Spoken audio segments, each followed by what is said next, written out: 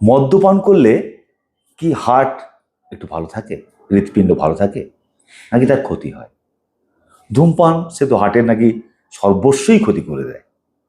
আসলে এই হৃৎপিণ্ডের সঙ্গে এই মদ্যপান আর ধূম্রপানের কি সম্পর্ক? অর্থাৎ মদ্যপান, ধূম্রপান ভার্সাস হৃৎপিণ্ডের স্বাস্থ্য, এই নিয়ে আমরা আলোচনা করব। নমস্কার, আমি নিমাই পান্ডা, হেলথ কেয়ার নাওতে আপনাদের স্বাগত। আজকে আমাদের এই আলোচনায় অবশ্যই থাকছেন বিশিষ্ট কার্ডিওথোরাসিক সার্জন বা কার্ডিয়াক সার্জন ডক্টর কুণাল সরকার। নমস্কার আপনাকে। নমস্কার। সবাইকে অনুরোধ করবো যে শেষ পর্যন্ত অবশ্যই ভিডিওটি দেখুন। মদ্যপান, ধূম্রপান ভার্সেস হৃৎপিণ্ডের স্বাস্থ্য। তো একটা কথা বলুন তো, একটা প্রচলিত কথা আছে, সামান্য একটু মদ রেগুলার খেলে নাকি শরীর বেশ ভালো থাকে, হৃৎপিণ্ড নাকি ভালো থাকে। তো আপনাকে অবশ্যই কি থাকে কি হয় এই নিয়েই আলোচনা শুরু করবো। দেখো, তুমি যদি একজন কঠিন নিরামিষাশী মানুষকে জিজ্ঞেস করতে যে পাঁঠার মাংস ভালো না মুরগির মাংস ভালো, তো ডাক্তারের বাইরে একজন খুবই সাধারণ অর্ডিনারি পার্সন হিসেবে তো আমার কাছে মদ এবং সিগারেটের আলোচনা করতে গেলে প্রথমেই বলতে হবে যে দেখুন, নিজ গুণে মার্জনা করে নেবেন, কারণ আমি উভয় রসেই বঞ্চিত। এখন দেখা যাক যে আমরা কি দেখেছি, কি শিখেছি, আমাদের অভিজ্ঞতা, অবজারভেশন, অল্প বিস্তর জ্ঞানগম্ভী আমাদের কি বলে। প্রথম কথা আপনারা যেটা মাথায় রাখবেন যে দেখুন, সিগারেট ব্যাপারটা নিয়ে আমরা অতিরিক্ত একটা উন্মাদনার মধ্যে দিয়ে গেছি। কিরকম উন্মাদনার মধ্যে দিয়ে গেছি? এখন সিগারেটের ইতিহাস প্রচন্ড লম্বা। প্রায় 15th সেঞ্চুরির কাছাকাছি, যখন আমাদের আপনারা পড়েছেন বইতে, মনে আছে যে ক্রিস্টোফার কলম্বাস জাহাজ নিয়ে প্রথমে আমেরিকার দিকে চলে গেলেন, গিয়ে আমেরিকা আবিষ্কার হলো। একবার যখন ইউরোপিয়ানরা গিয়ে আমেরিকান কন্টিনেন্টে পৌঁছলো, তখন একেবারে ঝাঁকে ঝাঁকে সে পায়রা ওড়ার মতো তখন ইউরোপিয়ান কলোনাইজাররা ইউরোপে যেতে শুরু করলো। এবং সেই সময় দক্ষিণ আমেরিকার থেকে কিছুটা ব্রিটিশ এবং বিশেষত স্প্যানিশরা এই টোব্যাকো লিভগুলো আবিষ্কার করেছিল। টোব্যাকো লিভ কিন্তু দক্ষিণ আমেরিকার মানুষরা কিন্তু টোব্যাকো লিভ দিয়ে কখনো তারা বিড়ি সিগারেট তৈরি করে। তারা কি করত? তারা মনে করত যে এই টোব্যাকো লিভটা মুখে দিয়ে একটু সেই কাঁচা পাতাটা চিবোলে পরে একটা কেরম স্বাদ পাওয়া যায়, খানিকটা মুখরোচক জিনিস টাইপের। আর বিভিন্ন কাটা ছেঁড়ার ওপর ওরা টোব্যাকো লিভটা দিত, কারণ এই কাটা ছেঁড়ার ওপরে দিলে তার নাকি একটা হিলিং পাওয়ার থাকতো। তো আমাদের যারা বিশেষ করে ধরুন ব্রিটিশ এবং স্প্যানিশরা, তারা সাউথ আমেরিকার থেকে সোনা দানা এটা সেটা গাছপাতা যা পেতো নিয়ে আসতো। জাহাজ বোঝাই করে একবার তারা এরকম টোব্যাকো পাতা আনতে গেল। বহুদিন ধরে এই জাহাজটা যেতে যেতে কারো মাথায় একটা দুর্বুদ্ধি হলো, সেই পাতাগুলো দেখে পাতাগুলোকে পাকিয়ে সেটাকে একটা দেশলাই দিয়ে জ্বালিয়ে সেটা স্মোক করতে শুরু করলো। এবং ফ্রম দ্য সেলার, সেই থেকে আমাদের একটা এই স্মোকিং টোব্যাকোর প্রতি একটা আসক্তি। তারপর জিনিসটা দেখুন আমাদের কমার্শিয়াল এটার মতো, ঠিক যেরকম এখন আপনারা এই গুটকা খান বা এখন গুটকা খেলে কি কারো কোনো শরীরে নিউট্রিশন হয়, কারো কোনো মেডিসিনাল ভ্যালু আছে? কিচ্ছু নেই। একটা হুজুগ তুলে দেওয়া হলো। এবং এই যে হুজুগ তুলে দেওয়া হলো, তখন নানান হুজুকের মতো তারা দেখলো, আরে এটা তো লোকেরা বলছে এই ধোঁয়াটা গেলে কেরম একটু মনে হয়, একটু চনমনে টনমনে লাগে, কিছু হয়তো একটা সেন্স অফ এনার্জি বা এটসেট্রা পাওয়া যায়। তারা এই জিনিসটাকে এসে ইউরোপের বাজারে যত্রতত্র বেচতে শুরু করলো। তারপর নানান ইভলিউশন হলো যান্ত্রিক মেকানিজমে। এই তো আগে লোকে হাতে পাকিয়ে তৈরি করতো, অত বেশি তৈরি করতে পারতো না। তারপর মেকানাইজেশন ইন সিগারেট ম্যানুফ্যাকচার এলো। মোটামুটি যদি চিন্তা করে দেখেন 1930 মানে এখন থেকে ধরুন 80-90 বছর আগে এমন একটা পরিস্থিতি হয়েছিল, ঠিক যেমন এখন আপনি মাল্টিভিটামিন খান, এখন যেরকম আমরা লোককে হেলথ ড্রিঙ্কস বিক্রি করি, হ্যাঁ, প্রোটিন সাপ্লিমেন্ট বিক্রি করি, সেই রকম ডাক্তাররা, সাধারণ লোকেরা মানুষের ঘরে ঘরে গিয়ে হাতে সিগারেট দিয়ে এসছে। কি বলতো? বলতো এটা খেলে এনার্জি বাড়ে, পৌরুষ বেড়ে যায়, এনার্জি বেড়ে যায়, কাজ করার ক্ষমতা বেড়ে যায়। যখন অল্প বয়সী ছেলেমেয়েরা আর্মিতে জয়েন করেছে, এই যে আর্মিতে জয়েন করার প্রথম পুরস্কার বা ওয়েলকাম হতো, তাদের 400 না 500টা করে সিগারেট দিয়ে দেওয়া হতো, কারণ তারা একজন হারকিউলিসের মতো হয়ে যাবেন সিগারেট খেলে পরে। অর্থাৎ ফর সেঞ্চুরি, এই যে এখন শুনছেন না, আমরা একটা এক্সট্রিম থেকে আরেকটা এক্সট্রিমে চলে যাচ্ছি, যে কি বাড়াবাড়ি না হয়েছে সিগারেট নিয়ে। এখন ঘটনা হলো, এই করতে করতে আমরা প্রায় বছর 200-250 ধরে সিগারেটকে প্রায় একেবারে মহৌষধি, একেবারে অমৃত সমান, ধুঁয়োবান অমৃত প্রমাণ করলাম। তারপর 1950-60 থেকে মানুষ দেখলো খুব ভালো কথা, এখন যে লোকগুলো এত বুড়বুড় করে সিগারেট খাচ্ছে তাদের মধ্যে কেউ ঘটঘট করে তাদের কাশিতে রক্ত বেরোচ্ছে, লাং ক্যান্সার হচ্ছে, কারো কিছু বছর পরে হেপো রুগীর মতো শ্বাস নিতে পারছে না, লাংসগুলো ঝাঁঝরা হয়ে যাচ্ছে। এরই মধ্যে কিছু মানুষের বুক ব্যথা, হার্ট অ্যাটাক শুরু হলো।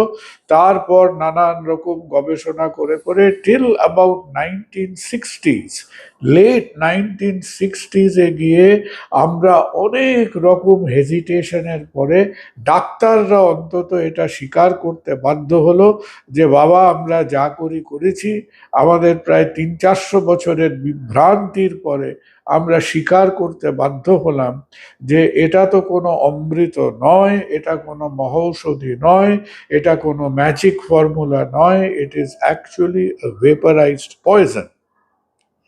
তখন আমাদের নানান রকম ওয়ার্নিং শুরু হলো, এবং এখন এখন আমাদের বদ্ধমূল যা ধারণা, যে সিগারেটের মধ্যে, ধরুন কেউ যখন একটা সিগারেট খায়, সেই সিগারেটের মধ্যে আপনি অ্যানালাইজ করলে দেখবেন 12টা না 14টা অ্যাক্টিভ কেমিক্যাল ইনগ্রিডিয়েন্ট আছে। তো আমরা কেবল ঝাঁটা হাতে আমরা তেড়ে যাই আজকের দিনে নিকোটিন ছাড়াও 2-4টে টক্সিক এলিমেন্টস আছে, এবং সেগুলো কি করছে, যে আপনাকে যদি কেউ আপনার পাশে একটা অ্যাসিডের বোতল রাখে, আপনি কি ড্রপারে করে 1 ড্রপ অ্যাসিড নিয়ে নিজের চামড়ায় দিয়ে দেখবেন যে চামড়াটা জ্বলে কি জ্বলে না? নিশ্চয়ই জ্বলবে। আপনি অ্যাসিডের থেকে দূরে সরে যাবেন। এখন আমরা কি করছি, যে সেই রকম একটা টক্সিক সাবস্টেন্সকে, যেটাকে নিকোটিন বেস টক্সিনস বলা হয়, সেগুলোকে আমরা ধোঁয়ার মাধ্যমে, কখনো ইনহেল টোব্যাকো, স্মোক টোব্যাকো করে আমাদের শরীরের মধ্যে ঢুকাচ্ছি। আমাদের শরীরের মধ্যে, শ্বাসনালীর মধ্যে, রক্তনালীর মধ্যে যে মসৃণ, সিল্কের মতো মসৃণ স্মুথ লাইনিংগুলো আছে, তাদের ওপর সিগারেটের এফেক্টটা যদি কল্পনা করতে চান, কি এফেক্ট হয়, সিগারেটের এফেক্টটা হচ্ছে, আপনি নিজের চামড়ার ওপর দিয়ে যদি একটা শিরিষ কাগজ ঘষেন সমানে, যে এফেক্টটা হবে, ঠিক সেই ইরিটেশন সিগারেট স্মোক আমাদের শরীরে গিয়ে করছে। Chronic persistent irritation. এই ক্রনিক পারসিস্টেন্ট ইরিটেশন যখন আমাদের ফুসফুসের মধ্যে সেই ছোট ছোট কোষের মধ্যে ঢুকে গিয়ে ইরিটেট করছে, তাদের ইরিটেট করতে করতে করতে সেখান থেকে লাং ক্যান্সার হচ্ছে।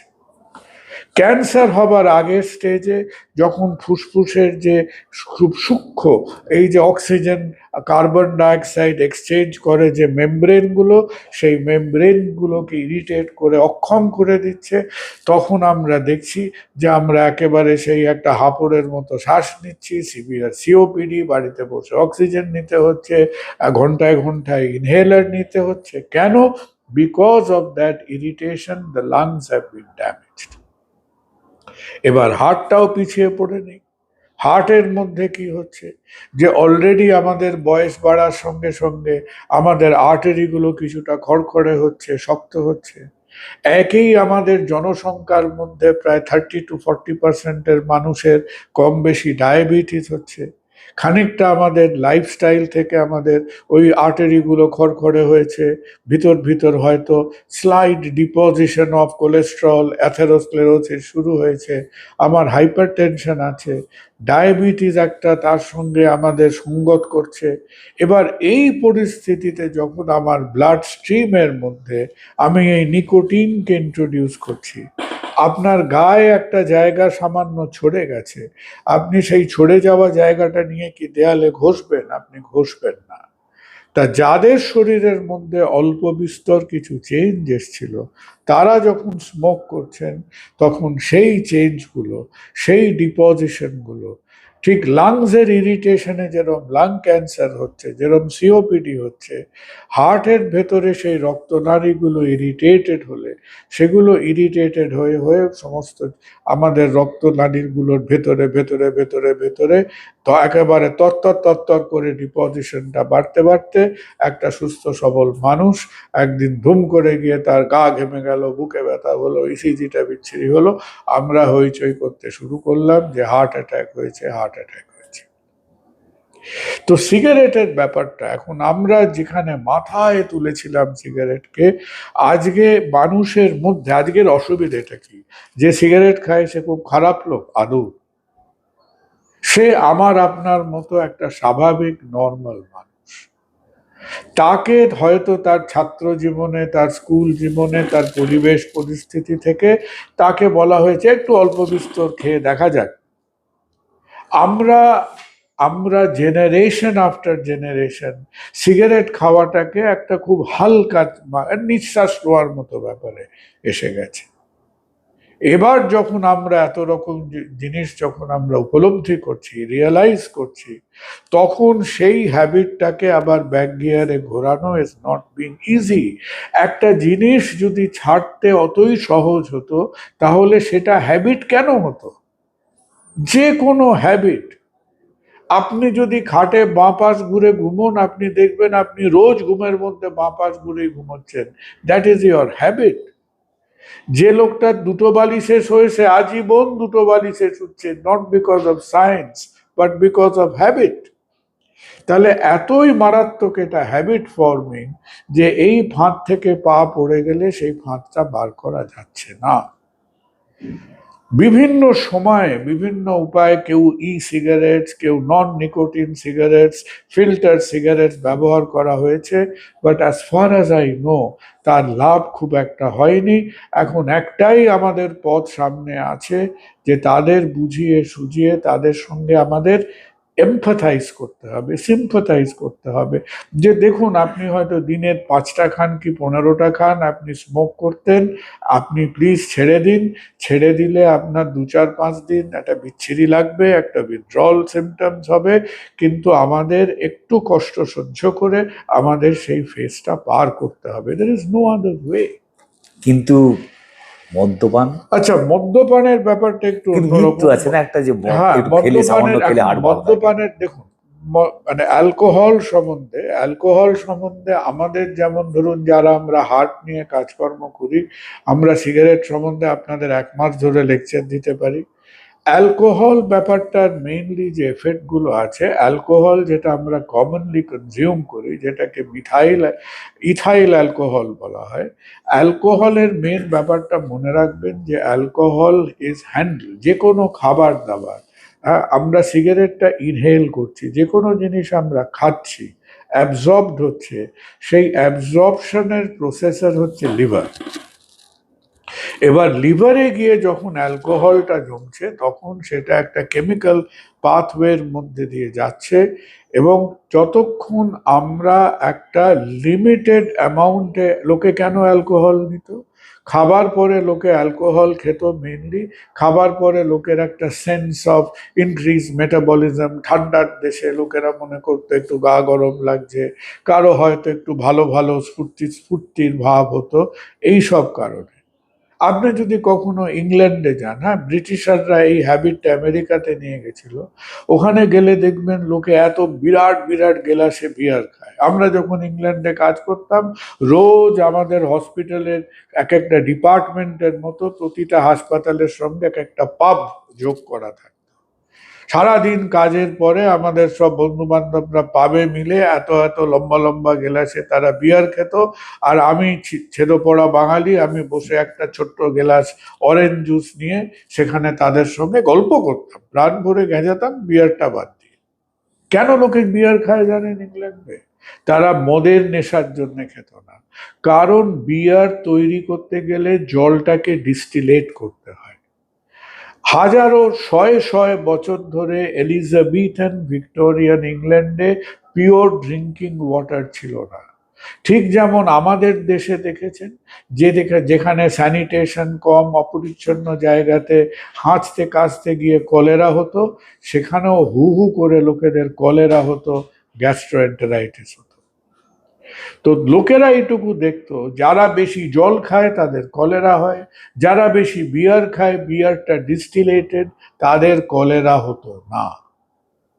তো লোকেরা, অল্প বয়সী ছেলে মেয়েরা, মহিলারা সবাই জল না খেয়ে ওই ডিস্টিলেটেড বিয়ার খেলে মনে করতো যে ঠিক আছে, একটু হয়তো আমার একটু একটু মাথাটা হয়তো একটু হয়তো ঘুরে টুরে যাবে, কিন্তু অন্তত কলেরাটা হবে।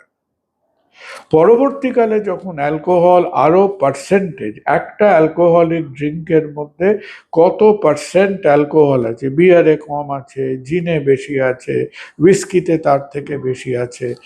মেইনলি মনে রাখবেন যে অ্যালকোহলের ধাক্কাটা আসছে আমাদের লিভারে। লিভার মোটামুটি আমরা যখন কম পরিমাণে অ্যালকোহল কনজিউম করি, আমাদের লিভার মোটামুটি সেটা প্রসেস করে দেয়। অ্যালকোহল থেকে আপনার মনের মধ্যে হয়তো একটু খুশি খুশি ভাব, একটু ঝিমোনো ভাব, হোয়াট এভার, একটা সেন্স অফ গুড ফিলিং হতে পারে, দ্যাট ইজ পারহ্যাপস অ্যাকসেপ্টেবল।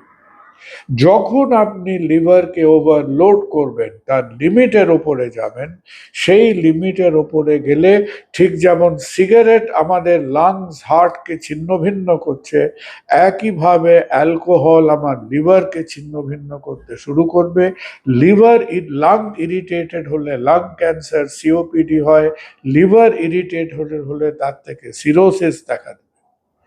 এবং একবার যদি আপনি লিভারের মেজাজ খারাপ করে দেন, সেখানে excessive fat deposition, fibrotic, cirrhotic changes আসতে শুরু করে, মহা বিপদ। তখন তাকে আবার রিভার্স করা ইজ ভেরি ডিফিকাল্ট। কিন্তু এবার হার্টের ওপরে কি এফেক্ট হয়? প্রথম কথা হচ্ছে, যে অ্যালকোহলটা ব্লাডে অ্যাবজর্বড হয়, সিগারেট, ডায়াবেটিস যেরকম হার্টের মধ্যে অ্যাথেরোস্ক্লেরোসিস বা ডিপোজিশন করাচ্ছে, সেইটার সঙ্গে আমরা অ্যালকোহলের খুব একটা ডিরেক্ট যোগাযোগ পাই না। কোথায় আমরা যোগাযোগ পাই? আমাদের ধরুন কারো একটা হার্ট অ্যাটাক হয়ে গেছে বা অন্যান্য কারণে কারো হার্টটা একটু দুর্বল, একটু নিস্তেজ হয়ে এসেছে, যাকে বলে মায়োকার্ডিয়াল ফাংশন ইজ লেস। সেই সিচুয়েশনে যদি কেউ অত্যধিক মদ্যপান করতে শুরু করেন, এক্সেসিভ অ্যামাউন্টস অফ অ্যালকোহল হার্টের ফাংশনকে এফেক্ট করে, নাম্বার ওয়ান। নাম্বার টু হচ্ছে, কারো কারো দেখবেন একটু বুক ধড়ফড় করে, কারো কারো একটু ইররেগুলার হার্ট রেটের হ্যাবিট আছে, যেটাকে আমরা কার্ডিয়াক এরিথমিয়াস বলি। অ্যালকোহল সেই ব্যাপারটাকে কিছুটা উস্কে আরো সিভিয়ার করে দেবে। অ্যালকোহলের সঙ্গে কিন্তু হার্টের ভেতরে ব্লকেজ, হার্টের ভেতরে ইস্কিমিক হার্ট ডিজিজের সম্পর্ক নেই। এবার যে গুজবটা আজকে বছরের পর বছর, দশকের পর দশক আমাদের আমাদের এখানে এসেছে, বছরের পর বছর আমরা যে একটা কি বলবো, একটা মিথের ওপরে ছিলাম। এটা কেন ছিল? এটা কেউ বানিয়ে বলেনি, এটা কোনো ফেক নিউজ নয়। আমার বছরটা আমার ভুলে যাচ্ছি, সামওয়্যার ইন দ্য মিড-90s বোধহয় ফ্রান্স থেকে একটা পাবলিকেশন হয়েছিল যে অল্প বিস্তর রেড ওয়াইন যারা খাচ্ছে তাদের নাকি হার্ট ফাংশন প্রিজার্ভ থাকছে, তাদের হার্ট অ্যাটাক কম হয়েছে। তো এটা আপনি জানবেন যে বাঙালিদের মধ্যে আবার একটা অন্যরকম আইডিয়া ছিল। কেউ কেউ বলতো বাঙালিরা সর্ষের তেল খায়, তার থেকে হার্টের হয়। তো একদিকে বাঙালির সর্ষের তেল নিয়ে দুশ্চিন্তা, অন্যদিকে ফ্রেঞ্চম্যানরা এই রেড ওয়াইন নিয়ে একটা গুজব ছড়িয়ে দিয়েছিল। তো সর্বশেষ এটা নিয়ে, বিশেষ করে রেড ওয়াইন ব্যাপারটা নিয়ে অনেক রকম সায়েন্টিফিক কাটাছেঁড়া হয়েছে। তো অল্প বিস্তর রেড ওয়াইন খেলে কেউ যে বলবে যে হার্টটা একেবারে একেবারে একেবারে ক্ষতিগ্রস্ত হচ্ছে, দ্যাট ইজ রং। কিন্তু রেড ওয়াইনের প্রোটেক্টিভ এফেক্ট অন হার্ট বলে এক্সট্রা তেমন কিছু নেই। যেটুকু হয়, both alcohol and smoking থেকে the effect is on the central nervous system. হ্যাঁ, মানে লেট আস বি ফ্র্যাঙ্ক, যে আজকালকার ছেলে মেয়েরা স্কুল কলেজে গেলেই যে গাঁজা খায়, আফিং খায়, বিভিন্ন অ্যাম্ফেটামিনস খায়, এই জিনিসগুলো আর সেন্ট্রাল নার্ভাস সিস্টেম স্টিমুলেন্টস।